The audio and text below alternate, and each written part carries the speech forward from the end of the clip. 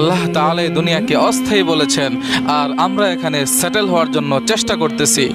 আল্লাহ তাআলা এই দুনিয়াকে ধোঁকার ঘর বলেছেন, আর এখানে আমরা বিশ্বাস খুঁজতেছি।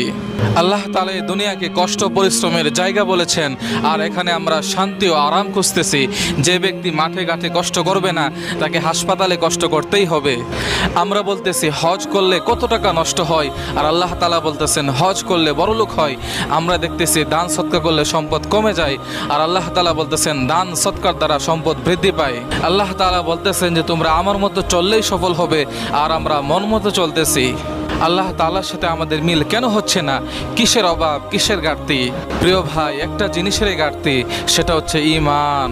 আর আমি এই গ্রুপটি খুলেছি এই জন্য আপনাদের সাথে নিয়মিত ঈমানি আলোচনা করব আখিরাত নিয়ে, মৃত্যু নিয়ে, আলোচনা করব ঈমানদার বান্দাদের গল্প নিয়ে। আর ঈমান আসলে আমল অটোমেটিক আপনারাই খুঁজবেন।